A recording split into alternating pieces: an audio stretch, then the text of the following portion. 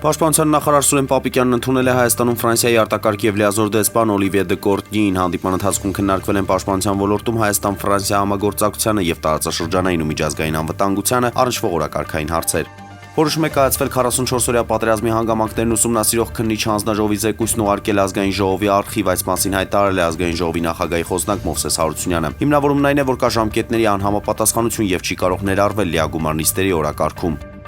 2025 թվականի սեպտեմբերի 30-ին վերաքննիչ հակակոռուպցիոն դատարանն անփոփոխ է թողել Հայաստանի Հանրապետության արդարադատության նախկին նախարար Հարիկ Թովմասյանի վերաբերյալ Երևան քաղաքի առաջին ատյանի ընդհանուր իրավասության դատարանի դատավճիռը, մեղավոր ճանաչելով նրան 2003 թվականին ընդունված մեղսագրված արարքները վերաբերել են Հարիկ Թովմասյանի կողմից արդարադատության նախարար աշխատած ժամանակահատվածում պաշտոնեական լիազորությունները չարաշահելուն։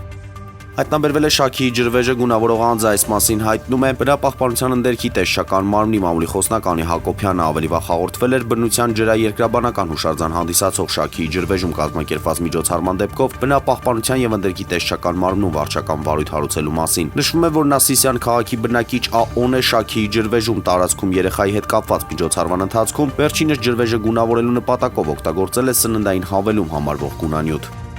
Շենգավիթ վարչական շրջանի ղեկավար Անդրանիկ Մինասյանը սոցցանցի իր էջում տեղեկացրել է, որ հոկտեմբերի 10-ից դադարեցնելու է իր աշխատանքային գործունեությունը։ Յուրաքանչյուրի մասնակցությունը, ջանքերն ու նվիրվածությունը շարունակելու են լինել հետագա հաջողությունների գրավականը, նշել է նա։